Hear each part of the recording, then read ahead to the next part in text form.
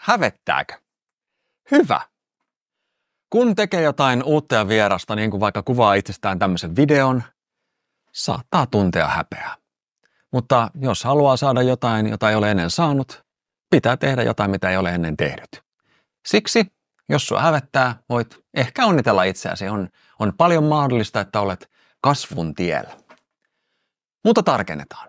Ensinnäkin häpeä ja syyllisyys menevät usein sekaisin. Syyllisyys kytkeytyy tekoon, eli siihen, että tein jotain kamalaa, kun taas häpeässä on kyse henkilöstä, eli minä tein jotain kamalaa ja nyt minä olen aivan hirvittävä ihminen muiden silmissä. Eli projisoimme kuvitelmamme muiden negatiivisimmista ajatuksista. Kiinnostavasti emme edes tarvitse tähän toista ihmistä, vaan kykenemme sekä katsomaan itseämme ulkopuolelta että tuomitsemaan itsemme ihan omin päin. Mutta mikä meitä sitten niin kovasti hävettää? Tästä pääsee mun mielestä aika hyvin jyvälle miettimällä, mitä tapahtuu, kun näkee itsensä videolta. Ainakin mua on joskus hävettänyt sellaisessa hetkessä todella ankarasti. Tässä mun häpeäkokemuksessani painottuvat erityisesti tutut ominaispiirteet. Eli sellaista, josta mä näen historiani, perheeni, ajatukseni, itseni. Eli minua hävettää, kun tulen nähdyksi. Lisäksi useilla meistä, ainakin minulla, on vahva halu pyrkiä täydellisyyteen. Ei vaan siinä esityksen kontekstissa, vaan myös liittyen juurikin näihin ominaispiirteisiin. Näillä spekseillä on aika helppo nähdä, miten tämä meidän kuvitteellinen video on syöksymässä kohti jyrkännettä. Ellei esitys ole häikäisevän suvereeni, tämmöinen täydellisyyteen takertuminen johtaa kohti hajutonta ja mautonta. Kun lisäksi pyrimme välttämään meidän ominaispiirteitä, meidän rakentama miinakenttä on aika huikea, eikä lopputulos oikeastaan voi olla mitään muuta kuin tylsä ja tasapaksu. Siksi vaihdetaan näkökulmaa ja palataan olennaiseen, eli katsojiin. Mitä he haluavat nähdä? Mikä on ihmisen esitykseen tuottama lisäarvo? Katsoja haluaa ennen kaikkea hahmottaa ja ymmärtää, mitä olet kertomassa.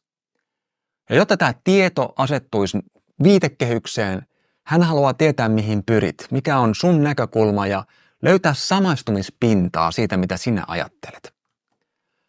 Kaikki nämä toteutuu, kun katsoja ei näe kiiltokuvaa, vaan elävän ihmisen, sinut. Ja näihin aiemmin mainittuihin syvästi hävettäviin ominaispiirteisiin heillä ei ole tunnesidettä, eli heille ne ei merkitse yhtään mitään. Itse asiassa kun esiintyjä, joskus ehkä vähän tahtomattaan, paljastaa, kuka hän on ihmisenä, hän on kiinnostavimmillaan. Ja ei ole tavatonta, että juuri silloin esiintyjä tuntee semmoisen mukavasti lämmittävän häpeän aallon. Kun sanotaan, että moka on lahja, se liittyy tähän. Mokan sattuessa yleisö näkee sinut ihmisenä ja kiinnostuu. Mutta siitä lisää ehkä joskus toista. Ennen kaikkea katsoja on armollinen. Hän ei vaan halua nähdä sinua, hän haluaa nähdä sun onnistuvan ja jos se, että laitat itsesi alttiiksi katsojan edessä, nähdään merkkinä siitä, kuinka paljon asiasi sinulle merkitsee, kuinka sitoutunut olet. Ja niin se luottamuspääoma kasvaa. Mutta toki on olemassa mahdollisuus, että katsojakin tuntee myötähäpeää. Mutta se on lähinnä silloin, kun sinua hävettää. Yrität änkyröidä sitä tunnetta vastaan ja silloin se häpeä vaan jatkaa kasvamistaan.